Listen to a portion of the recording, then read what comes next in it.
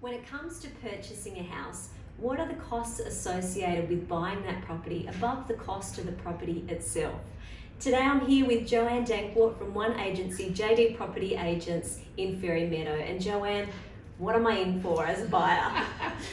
Well, I'm glad you mentioned the purchase price. That's the biggest cost of all. Then you also will be engaging a solicitor or a conveyancer. So there will be costs around that. Now what they will do is check the contract, really, really important part. So you do have to pay to get that legal advice regarding the property. You will have stamp duty. Now stamp duty is worked out on the purchase price. So you have to know what you're prepared to pay, and then you can find out what those costs are. You will have removalist costs as well to move in. Don't do it yourself, it's a big job, unless you have a mountain of friends.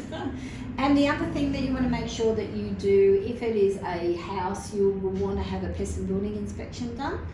If it is a strata property, which is usually your townhouse, your apartments or your villas, then you'll get a strata report. So there will be that cost as well. So you'll either do one or the other.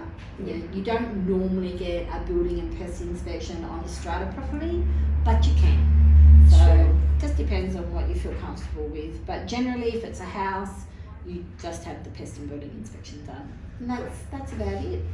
And I guess, Joanne, when you're talking about stamp duty and things like that, what can be included inside of a deposit or inside of what the bank will loan you at, and what do you need to have up front? Are there stipulations around that at all? Well, there are, depending on the lending authority. So you need to do your research. It's really important these days to get your finance pre-approved.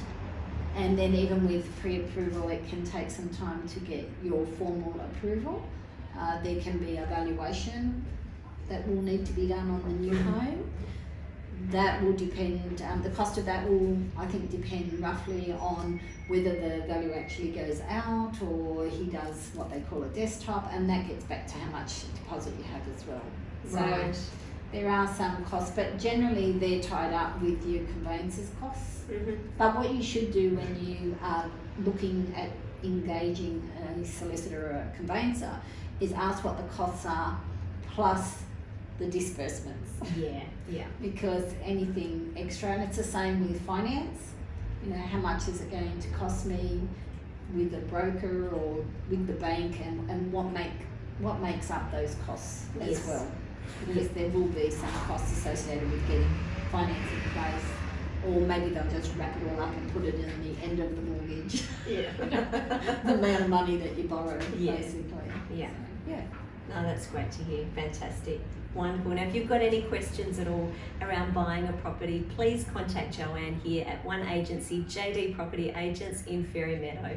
Thanks so much for watching the video, and we'll see you in the next video.